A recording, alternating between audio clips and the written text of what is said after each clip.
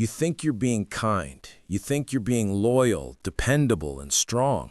Every time someone calls, you answer. Every time they need something, you show up. And for a while, it feels good to be needed, to be wanted, to be the person who's always there. But somewhere deep inside, a quiet voice begins to whisper. It's faint, almost drowned out by the noise of other people's needs. It says, "You're fading." Jung believed that the psyche always seeks balance, a movement toward wholeness he called individuation. But when you're always available, that natural balance is destroyed. You start living for others, not from yourself. And slowly, the center of your being shifts outward toward approval, attention, and validation. You begin to feel tired, even when you've done nothing physical. It's not the kind of tired that sleep can fix. It's a soul exhaustion, the kind that comes from leaking your energy everywhere, to everyone. Being available to everyone means being unavailable to yourself, and that's where the real cost lies. When Jung spoke about the collective unconscious, he described how society shapes us to fit roles: the caretaker, the helper, the always smiling friend. These roles aren't evil, they help you function. But when you become trapped inside one, you lose the fluidity of yourself. You become predictable, accessible, and easy to use, and the world will use you. Not always maliciously, but simply because it can, because you've trained everyone to believe your time is open, your energy is infinite, and your yes is guaranteed. But here's the truth Jung would have pointed out. The unconscious doesn't tolerate imbalance for long. If you keep ignoring your own needs, your psyche will create tension, fatigue, anxiety, all signals that the self wants to return home. You can give endlessly for a while, but sooner or later, the soul demands a boundary. And when you finally stop being available, everything changes. Jung said, "Until you make the unconscious conscious, it will direct your life and you will call it fate." Your need to be available, to please, to help, to stay connected is rarely conscious. It's a program running deep within you, often formed in childhood. Maybe you learned early that love had conditions, that you were safest when you were useful, that being good meant saying yes, even when your heart whispered no. And over time, that pattern became your personality. But Jung would remind you, personality is often just a mask, what he called the persona. It's the version of you the world accepts, the smiling face you showed to survive, and beneath it lies the part of you you've repressed, the part that's tired of being good all the time. That hidden part is your shadow. The shadow holds your unspoken anger, your unacknowledged needs, your suppressed no. And when you're too available, you deny your shadow its voice. You push it down, hoping to stay loved by being useful. But every time you do, the shadow grows darker, heavier.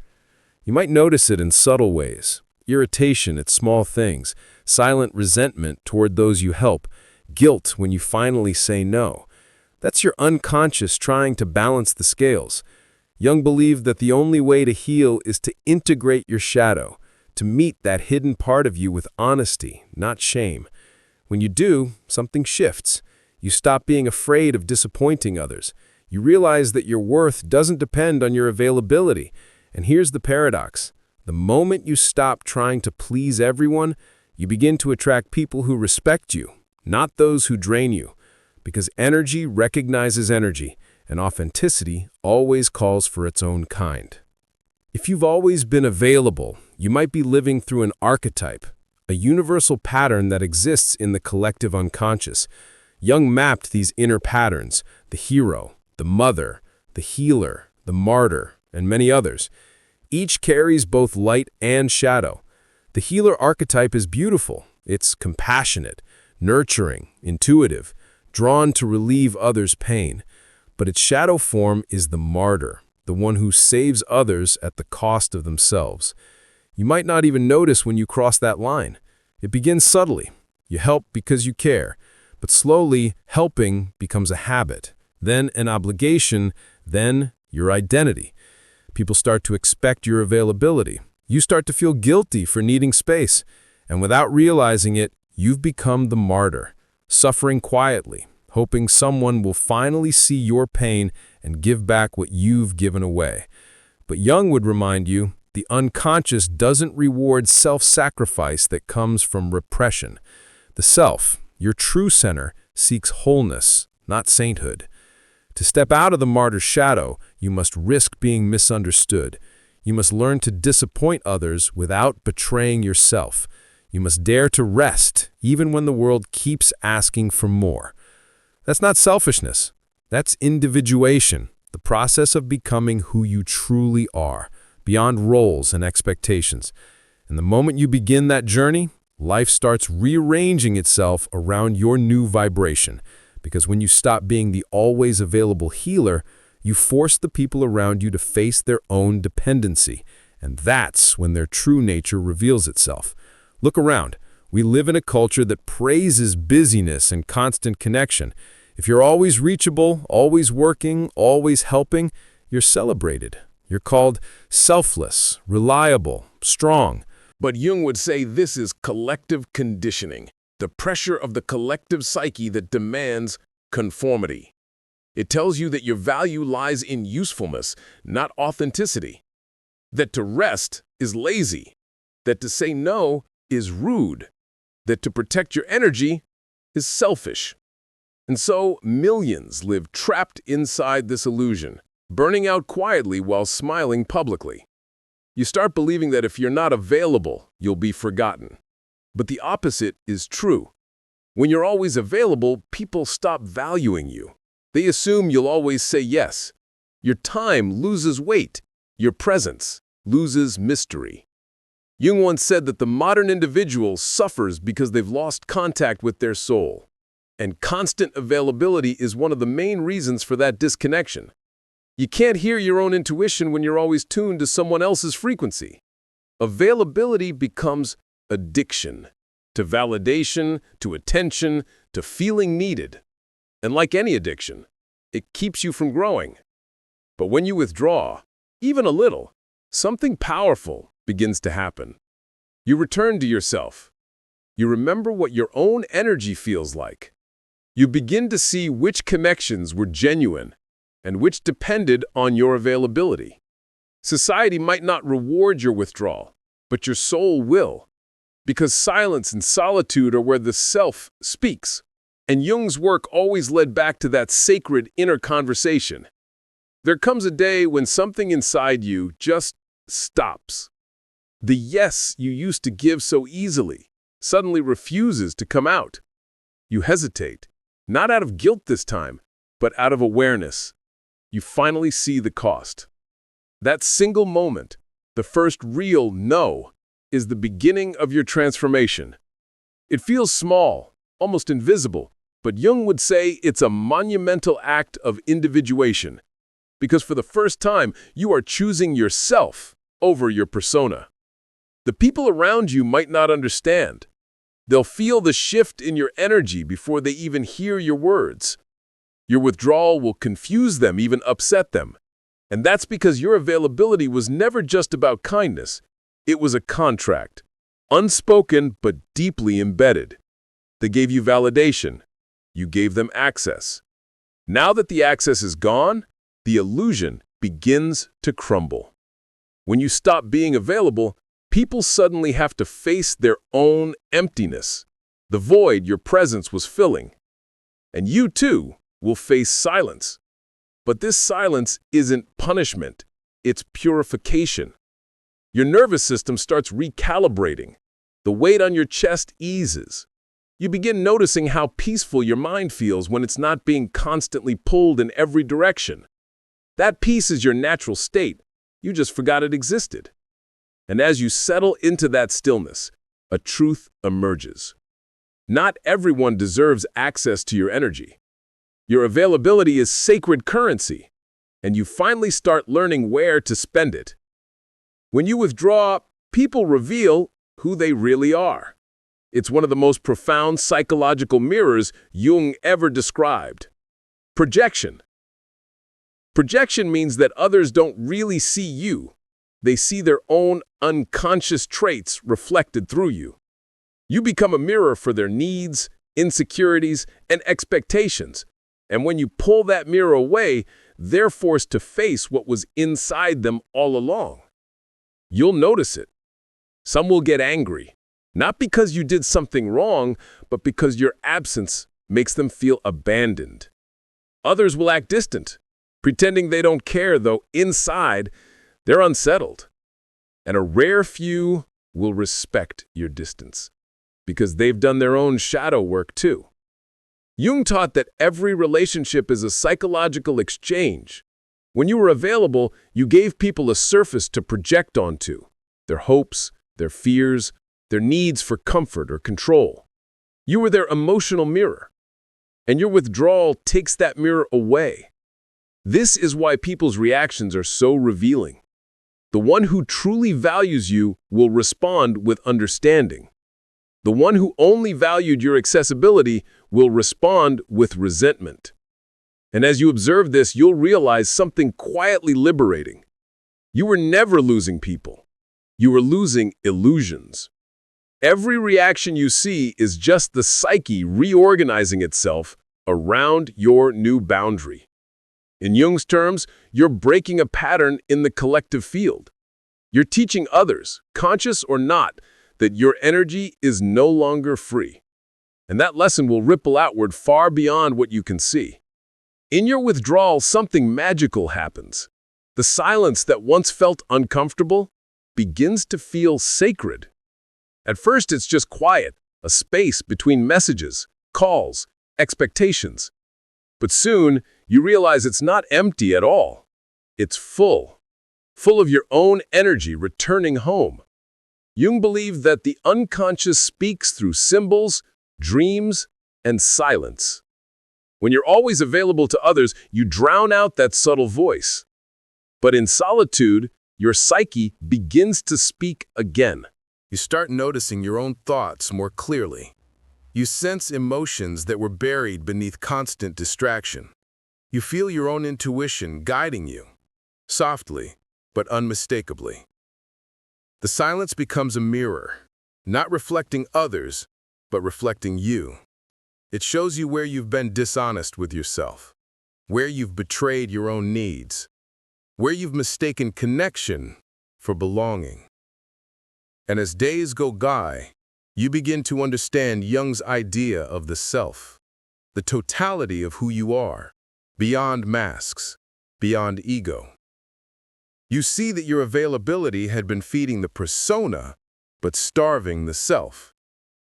Now, with silence as your companion, you remember how it feels to exist without performance. You rediscover simple joys, walking slowly, thinking deeply, existing freely. You start creating again, not for approval, but for expression. Your energy, once scattered everywhere, begins to flow inward, healing you from within. This silence, once uncomfortable, becomes your temple. And in it, you realize withdrawal isn't escape, it's return. Return to your own soul. Something unexpected begins to happen when you step back. People start noticing you more. The ones who once ignored your messages start checking in. The ones who took you for granted suddenly seem curious again. Your absence has created value. Jung would say this isn't manipulation. It's natural law. He called it the principle of polarity. Opposites create energy. Too much closeness leads to fusion. Too much distance to disconnection. But the right amount of space creates tension, a healthy magnetic pull. Psychological distance restores polarity. When you were always available, there was no polarity, no tension, no mystery. You were like a light that was always on, always accessible. Now, by stepping back, you become the moon, visible, yet untouchable. And people start to feel your gravity.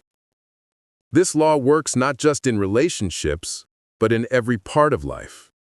Your energy becomes valuable when it's rare. Your words carry weight when you speak less. Your presence becomes powerful when it's intentional.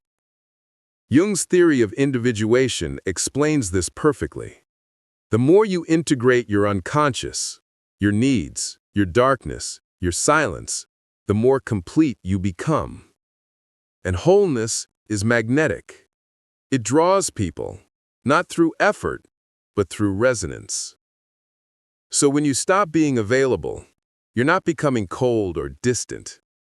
You're simply shifting from being accessible energy to embodied energy. You are no longer a resource. You are a force. People will feel it. Some will chase you harder. Others will fall away. But through it all, you'll sense a deep truth rising within you. You never needed to be everywhere to be valued. You just needed to be fully yourself. When you stop being available, something inside you begins to rearrange itself. At first, it feels strange, as if you're walking through a house where the furniture has been moved. The space feels both familiar and unfamiliar. You're still you, but different. This is the stage Jung called withdrawing projections, when you stop living for others and begin pulling your energy back from the world. All the attention you used to give away, all the emotional labor you used to perform, it now flows inward. And for the first time in a long time, you start to see the real you. But with that clarity comes a new kind of confrontation, the collective shadow. It's not just your personal darkness anymore. It's the weight of everything society taught you to believe about worth, goodness, and belonging. It whispers that solitude means failure, that self-focus is selfish, that boundaries are cold. That's not your voice. That's the voice of the collective unconscious, the conditioning that keeps people trapped in roles instead of souls. The moment you stop being available, you begin to see how deep that conditioning runs. You notice how often you said yes just to stay liked, how often you offered time just to avoid guilt, how much of your so-called kindness was really fear in disguise. This realization can sting, but Jung would remind you, the shadow is not your enemy. It's a reservoir of raw energy waiting to be reclaimed. Every no you now speak is not rejection, it's retrieval. You're calling your energy home from the collective. You're reclaiming yourself from the illusion of constant usefulness. You begin to walk differently. You talk differently. Even your silence feels charged, not empty, but alive. Because once the self returns, the world starts responding to your true vibration. At some point, the loneliness you once feared becomes your greatest teacher. You realize that being alone and being lonely are not the same thing. Loneliness is the hunger for connection outside yourself. Solitude is the discovery of connection within. In solitude, something sacred unfolds, what Jung might have called psychic alchemy. Your scattered emotions begin to blend, transform, and find balance. Your anger turns into clarity. Your sadness turns into depth. Your fear becomes intuition.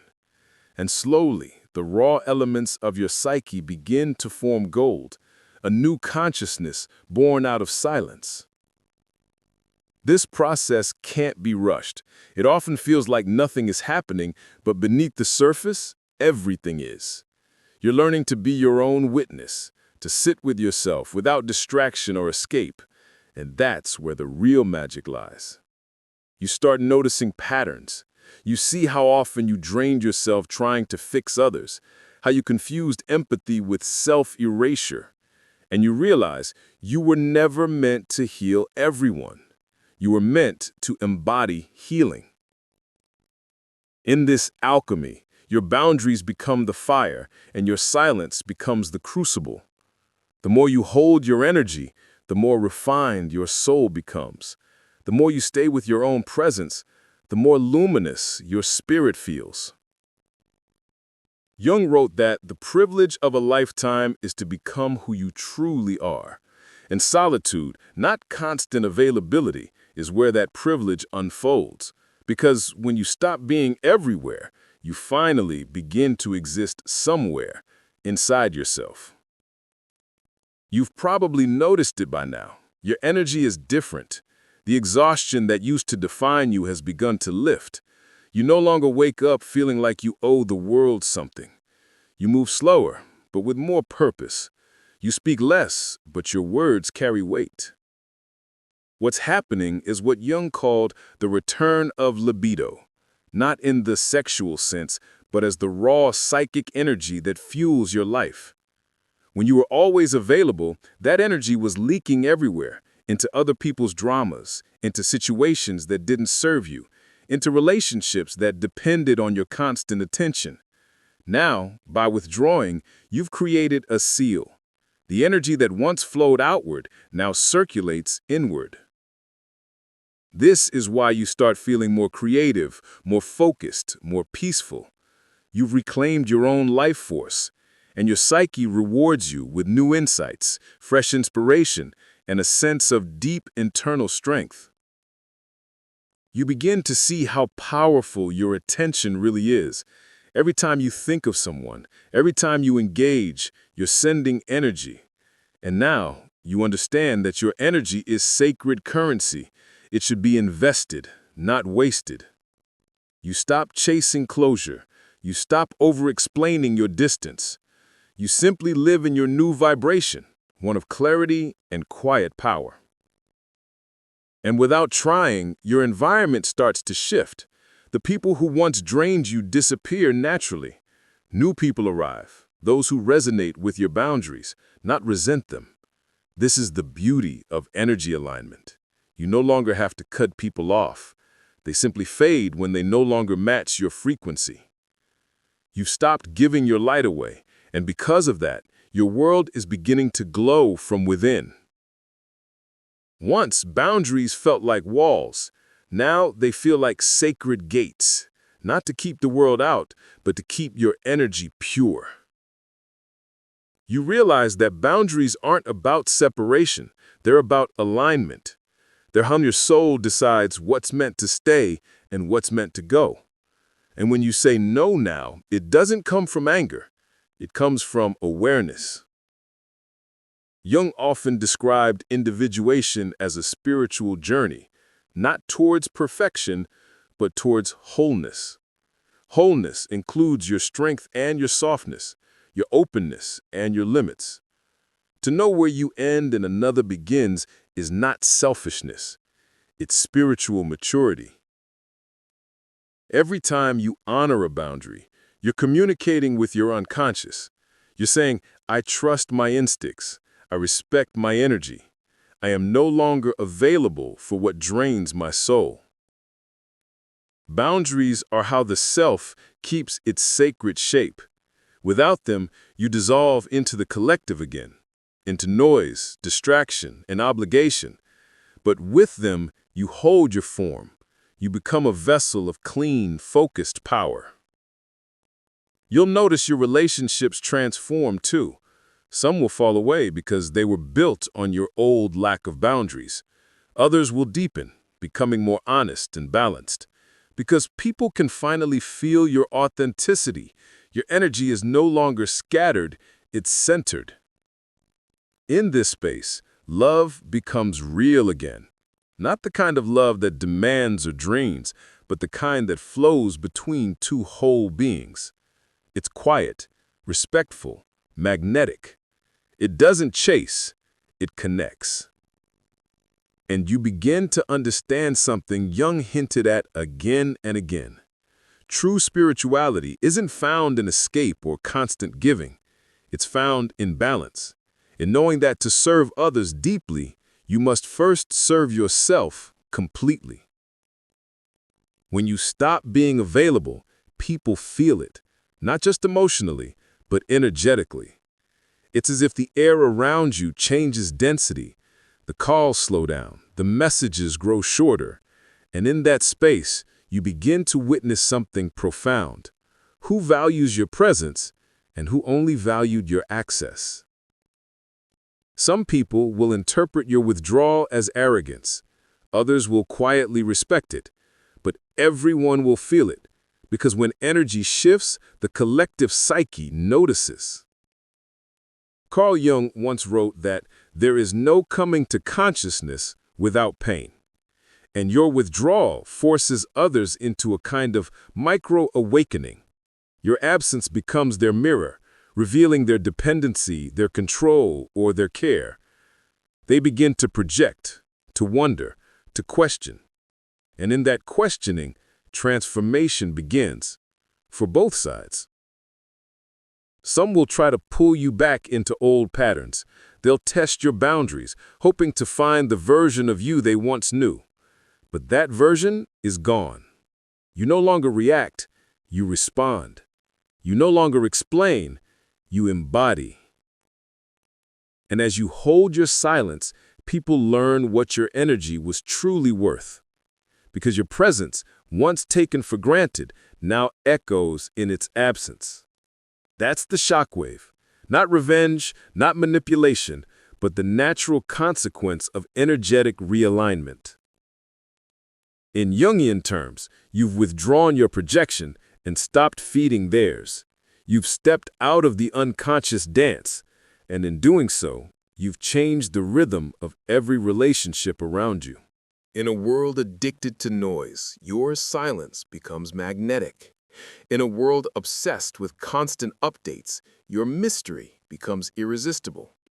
Jung wrote, "The meeting of two personalities is like the contact of two chemical substances. If there is any reaction, both are transformed." When you were overly available, the reaction was too quick. The alchemy never had time to mature. But now, by stepping back, you've allowed space for mystery, the most powerful force in human psychology. Mystery doesn't manipulate, it magnetizes. It awakens curiosity in others and depth within yourself. You begin to notice people leaning closer, not because you're chasing them, but because you've become rare, and rarity has gravity. Absence works like contrast in art. The dark tones make the light stand out more vividly. In the same way, your distance adds definition to your essence. People begin to see you not as a background character in their story, but as a whole being, with a center of your own. But this mystery isn't a performance. It's not about withholding love. It's about protecting energy.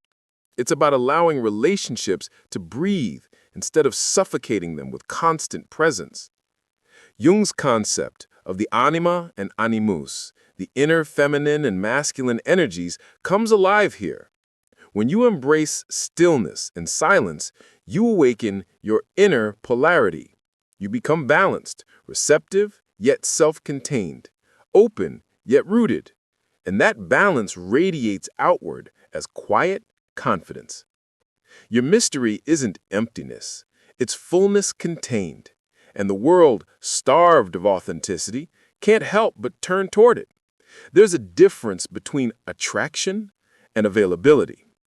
Availability says, you can have me anytime. Magnetism says, you may approach, but only if you resonate. Jung often warned that people will do anything, no matter how absurd, to avoid facing their own souls. And when you were overly available, you unknowingly made it easy for others to avoid themselves. Your presence filled their silence.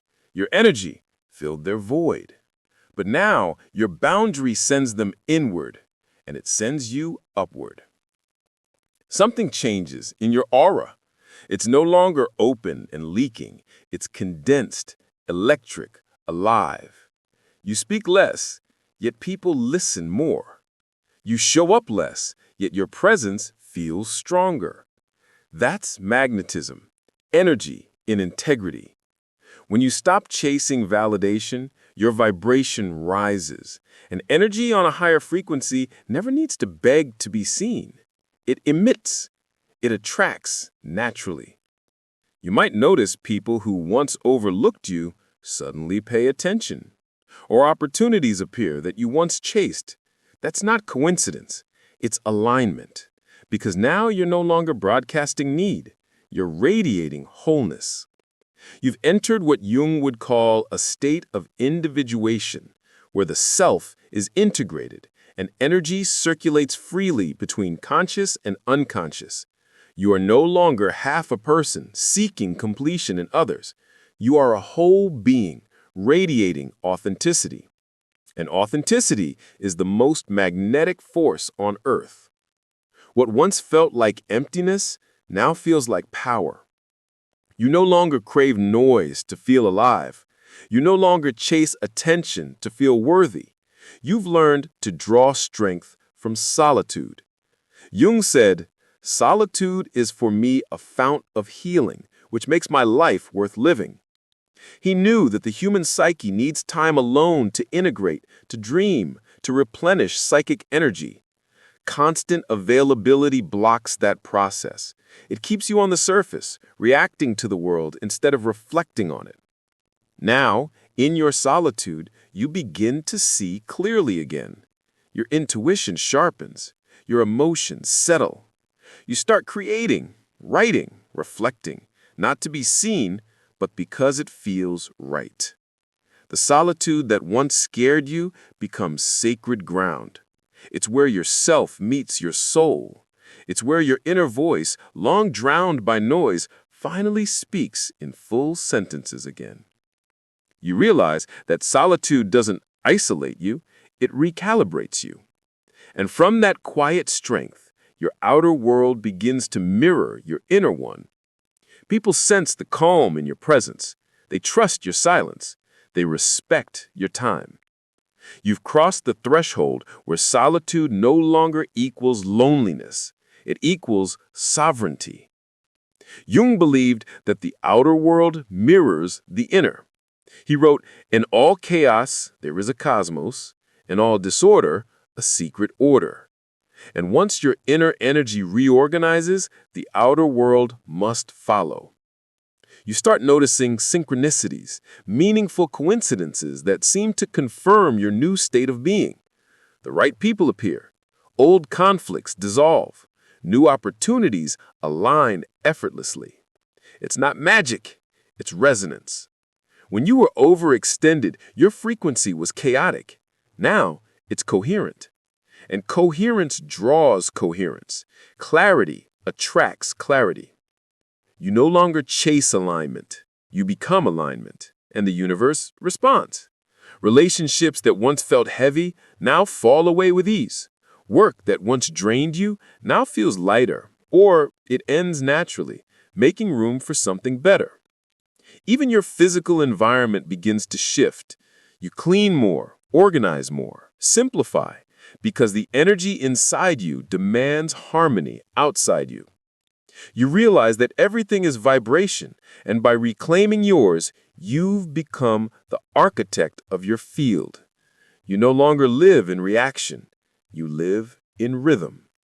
And that rhythm, that steady pulse of authenticity, begins to reshape your entire reality. At last, a deep peace settles over you, the kind that doesn't come from circumstances, but from integration. You've faced your shadow, honored your solitude, and reclaimed your energy. You're no longer driven by fear of losing people. You are guided by the joy of not losing yourself. Jung wrote, "The privilege of a lifetime is to become who you truly are." And now you understand what that means, not as an idea, but as an experience. You no longer chase meaning, you live it. You no longer seek validation, you radiate it. You no longer confuse love with access. You understand that love begins with boundaries. Individuation is not isolation, it's union with the self. It's the recognition that you are both the giver and the receiver, the healer and the healed. You've stopped trying to belong everywhere, and now you belong to yourself. And that inner belonging changes everything. It's quiet. It's steady. It's enough. The journey of unavailability, which began as resistance, has become revelation. You stopped being everywhere, and in doing so, you finally arrived here, at the center of your being, where everything is still and everything makes sense. There comes a moment when you re-enter the world, but differently. You don't rush back into the noise. You step in like a diver who knows the depths of still water. The old world is the same, yet nothing feels familiar because you are no longer the same observer. People sense it before you speak. They meet your eyes and pause. There's presence there now, not need. You listen more than you talk. You move slower, yet every gesture carries weight. Jung wrote, "Your vision will become clear only when you look into your heart. Who looks outside dreams. Who looks inside awakes." You have looked inside long enough to awaken, and now your outer life rearranges itself around that new awareness. You say no without guilt. You say yes without fear. You trust the timing of things. You know that what belongs to your energy will find you, not through effort, but through alignment. You are no longer available to everything because you are committed to what is true. Your availability becomes art, deliberate, minimal, meaningful. You learn to give with precision rather than with exhaustion. Your energy flows where it matters, and because of that, everything you touch carries more life. Jung spoke often of the transcendent function, the bridge between opposites. In practice, this means you now balance giving and receiving, solitude and connection, silence and speech. You've turned your life into an ecosystem instead of an open drain. Friends notice the difference. Your time with them feels calmer, richer. Even brief encounters feel charged with intention, as though you've distilled your spirit into fewer, finer moments. You realize that being available is not the same as being present. Presence requires wholeness, and wholeness requires boundaries. You no longer give to be liked. You give because it feels natural, effortless, aligned. And this selectivity becomes your quiet signature, elegance of energy. Jung taught that true growth comes when shadow and light sit at the same table. Now that you've withdrawn, reflected, and realigned, you no longer reject your darkness, you recognize it as fuel for understanding. Your anger becomes clarity. Your sadness becomes depth. Your past mistakes become compassion. Where you once apologized for existing, you now simply exist, unapologetically, gently, fully. You stop labeling parts of yourself as good or bad. They are simply human. They are simply yours. And because you've accepted your own complexity, you accept others with ease. You no longer need to fix, to chase, to prove. You let people be who they are, and you let yourself remain whole. Jung said, "One does not become enlightened by imagining figures of light, but by making the darkness conscious." You've done that work, not through perfection, but through honesty. And honesty at its highest frequency is enlightenment. Now you live simply, yet everything feels sacred. You wake up without the weight of proving. You rest without guilt. You create because your soul whispers, not because the world demands. You've learned that peace isn't found by avoiding people. It's found by being present to yourself, even when among them. You can love without losing yourself, help without hollowing out, give without going empty.